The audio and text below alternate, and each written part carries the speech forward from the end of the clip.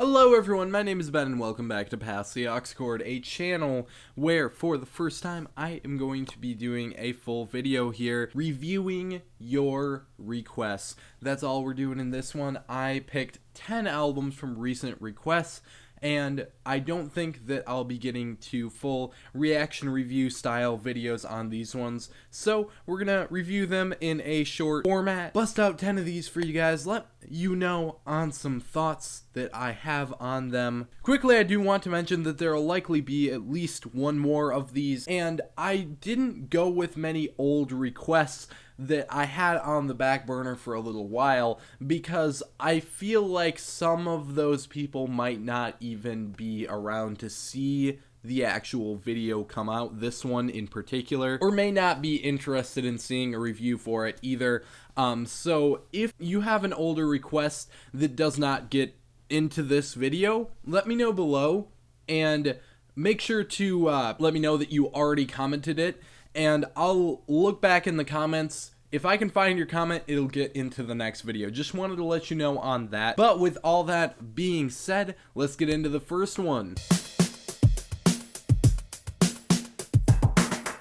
My first impression of English alt-rock and pop band Keane wasn't exactly something that floored me, something that I was completely impressed with, but I feel like it does a great job at exactly what it wants to do. This 45-minute LP spans 11 songs and does a lot of the same throughout those 11. This is a collection of emotional, slow burn, piano-based rock ballads with a huge dose of subtlety in them. There's some more experimental sections, some electronic music based intros and outros, some very ambient stuff every once in a while, but those are pretty few and far between. Those moments off the beaten path a little bit do make for some of my favorites though, Untitled 1 being one of those, with the very slick drumming on that track as well as the slightly different mixing used on that track. Your Eyes Open is one of the best sounding ones on here, and it has a very different outro on it, and the strange atmosphere on Bed Shaped does something for me as well, enough for me to call it one of my favorites, even if it is a slightly anticlimactic ending. But my least favorite moments on the album are pretty often as well,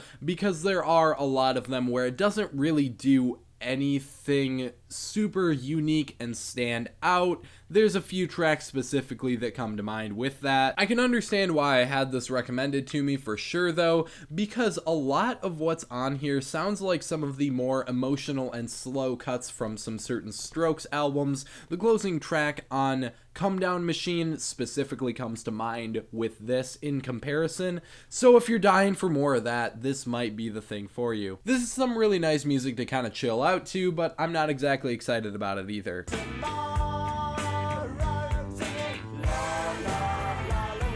Blur's 1993 release, Modern Life is Rubbish, is one that I honestly really wish that I would have covered in full on the channel. This hour-long set of vintage-sounding rock tracks really left a good impression on me overall. The concept of living as robots for the big corporations and being stressed and tired by the modern world around us is one that has only aged like fine wine over the 27 years of this album's existence. This album takes a good look at society as a thing to profit off of, much like the train on the cover. The stylistic choices on this album are very diverse and very appealing as well, most being very satisfying to listen to. You have the opening track being one of my favorites here, For Tomorrow, being a deceptively upbeat track that really sets the tone for the album quite well. And directly contradicting that is the outlandish Oily Water, which directly sounds like the substance it's describing. And this is also full of conceptual but still very catchy and likable tracks, my favorite of which being Advert. And there's more and more highlights all over this thing.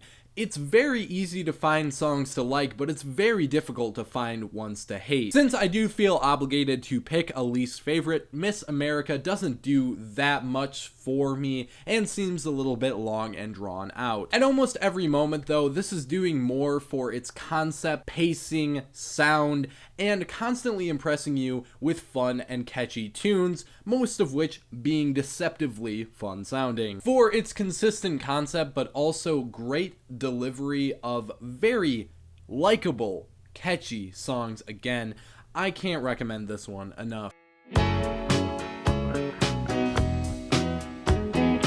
With a name like Drugdealer, I wasn't exactly expecting to jump into a somewhat upbeat ambient jazz piece on the first track, but there I was. The acoustic ballad that follows about appreciating the world wasn't exactly expected either, but by the time I'm hearing Wise Blood sing over a bass and piano kind of funky beat going on is when I was completely captivated. And this record just keeps on going with its chill atmosphere. Almost everything on here is acoustic or piano-based balladry, and it's very short, simple, to the point, and incredibly sweet on the ears. There's another appearance from Wise Blood on the back end of this album, as appearances from Ariel Pink and Danny James coming later on here as well. All of those definitely make for highlights, but I'm totally fine with the in-house vocalizations as well. It's Only Raining Right Where You're Standing probably being the highlight of that. It's chill, it's somewhat psychedelic, and if you really want some happy vibe music, this is where you want to go to. If you took modern indie rock and punk, and then some 60s and 70s British pop music, and then maybe just a little bit of ZZ Top influence, you definitely have about what's going on here. Which is strangely inoffensive and surprisingly normal sounding in execution. This is really some kind of rock music that can be played at every occasion. What doesn't fit in though is the needlessly edgy lyricism that usually goes on this album. I'm not really sure where that even ends up coming in. I feel like it doesn't really go well with the sound, but maybe that's the idea they're going for. I'm not sure. That aside, you definitely have some very catchy and fun tracks on here that are very easy to listen to, fun to listen to for sure. Whistle for the Choir ends up being my favorite one on here. It's a much more relaxed one for sure, but then you have tracks like Chelsea Dagger. I believe it is actually the biggest song from the band, and deservingly so, because it has a really rockin' out time with it. It just fits that mood very well, and even if it is one of the more edgy ones on here, I can totally look past it and like it for what it is. This does definitely have a lot of decent energy to it, and I feel like it works really well as background music, especially to like a party or something like that, but when listening to it on its own, I feel like it's very lacking, you know? It just doesn't have that much going on to totally sink your teeth into. I'm not sure if it's just me, but it doesn't end up doing a lot for me because I end up picking one or two favorites, as I already did, and then the rest of them just kind of sound the same anyways. They have a very distinct sound and style, but they don't really stray from it at all when some innovation could have been used. So this is a somewhat fun album, sure, but maybe if some of the more eccentric things going on with it were more musical and less lyrical, I'd be much more fond of it.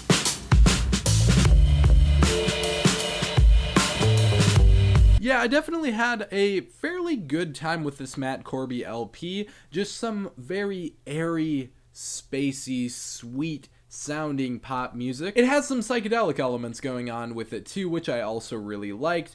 That makes for my favorite tracks on here for sure, like Smooth Lady Wine and We Could Be Friends, definitely both being highlights on here. It's all very smooth to listen to. It's very slickly produced and very intentional in that way. Knife Edge is another great example of that, with its great bassline and the punchy drums on there as well. And there's a decent amount of passion in the vocal performance, which I did like quite a lot. Did help it from becoming boring at any point, I suppose. The immersion in this album proved to be a pretty big thing when listening to it. It managed to keep me immersed in the sound, even though a lot of it sounds pretty similar. It's not varied a lot, but you know, it really managed to captivate me at least a little bit all the way through. There are some dull moments, but they're few and far between, and usually the things surrounding them are a lot better. Decent listen and a very calming one for sure, which does seem to be a recurring trend on these. And we were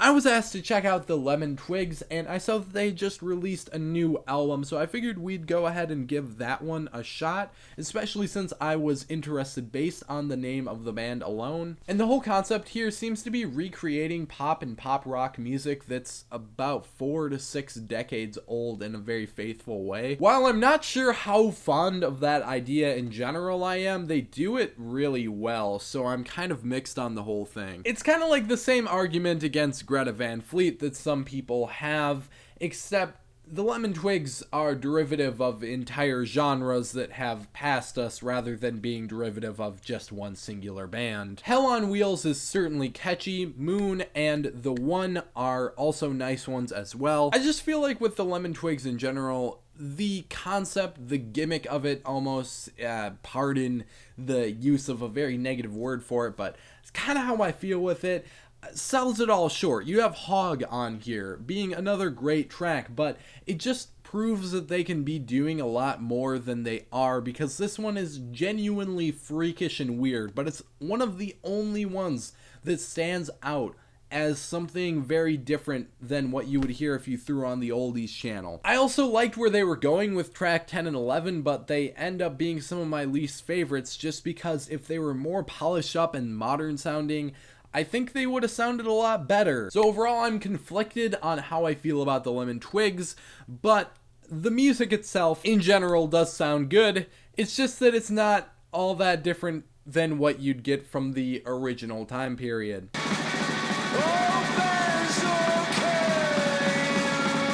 I'm gonna come right out and say that I loved my first impression of punk rock band IDLES. I'm kind of amazed that I was oblivious to these guys for so long, but I'm very glad I'm informed now. This is a fittingly brutal and punishing societal commentary piece that touches on a lot of different issues. The sound of this album was darker and grittier than I expected, even from the somewhat dark looking cover art. The bass on here especially sounds good. It all sounds very good. It takes this very dark aesthetic once again and really maxes out the potential on it to a very good degree. And the vocals on here are also very notable. Animalistic is one word you could definitely use to describe the vocal style on here, but unique is an even better word to do that for you. It took me a track or two to kind of get into it, but as soon as I started loving the vocal performances on here, it just really worked for every song. Well, almost every song, because that slower cut on the back end sounds kind of weird because of it. I have to say it's a weird placement there,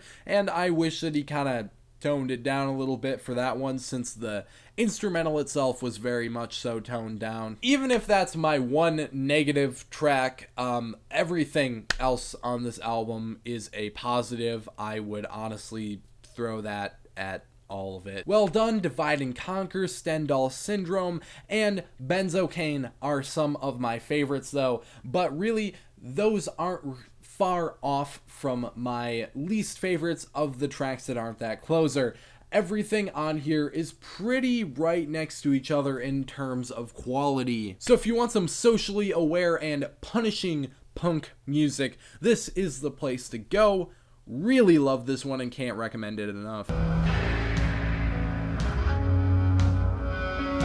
Yeah, not only did I specifically get recommended the Cribs on the channel here, I've also heard the hype going around for them before, and now that I've checked out their music, I'm not really sure I get the hype. This is decent, don't get me wrong, but it's about as normal as pop rock and indie rock get. There are just a million other things that sound exactly the same to me. That's not to say it's totally devoid of life. City of Bugs has some really good riffs on it, and I'm a fan of the hooks on Harikari and Emasculate Me. But for every highlight like that, you have tracks like We Share the Same Skies, or even the title track on here that just bored and unimpressed me. I could definitely see the appeal though. There's a lot of lyrics on here relating to mental health and emotions that could definitely connect with some people. It's just that the vocal style doesn't really make them pop for me either, so it's hard to appreciate the lyrics like that. I just really wish the sound of this album in general was based in something much more unique, and that's really all I have to send its way. As I finish the album though, the very start of Men's Needs, Women's Needs, whatever I think is the title of that album,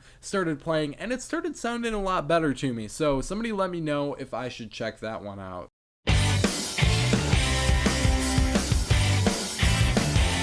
I feel like Emergency by the Pigeon Detectives is very much so a product of its time, but I don't mean that as a negative, because I am a sucker for this era of music. This is incredibly 2007 rock music. It comes straight out of that time period and era, but I kind of love it for that reason. There's good riffs and hooks all over this thing, ones that really just get you in that good mood, and it just gives off this very fun arena rock vibe. The way I describe the appeal of this is somewhat similar to some of the older stuff by Green Day, if that adds up to you at all, to put it on a little bit of a broader scale, and I love me some Green Day, so I suppose that works. And even though these are fun, catchy tracks with a very upbeat mood to them in general, it still kind of has this emotional edge to it, so there's really not a lot not to like in here.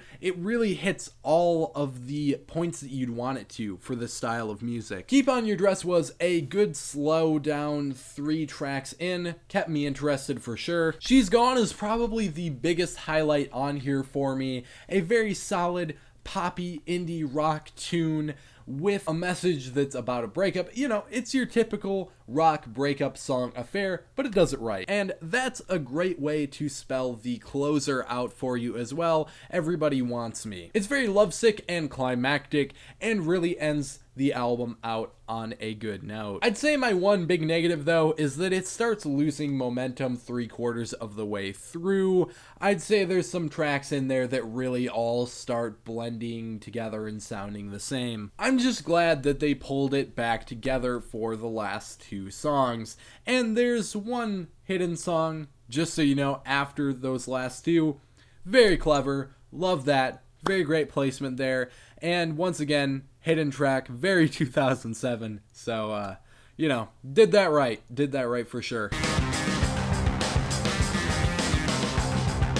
To close it off, I feel Kasabian's debut and self-titled album was a pretty simple listen. This is definitely something I would poke the term movie trailer music at. It's very theatrical, electronic, pop, rock music, and so that's just what comes to mind when I think of all of those things contributing together. And that's not to say that it's entirely uninteresting or anything. There's a reason that they put that kind of music into movie trailers. It's because it's going to get you interested. I think the best tracks on here are the ones that do a good job at mixing both electronic elements and rock elements into the sound pretty seamlessly. That usually comes across in the best way for me, like the opener Clubfoot with its killer opening bass line. That's the best way you could have started off this album, and I think that track works really well. And the track ID on here as well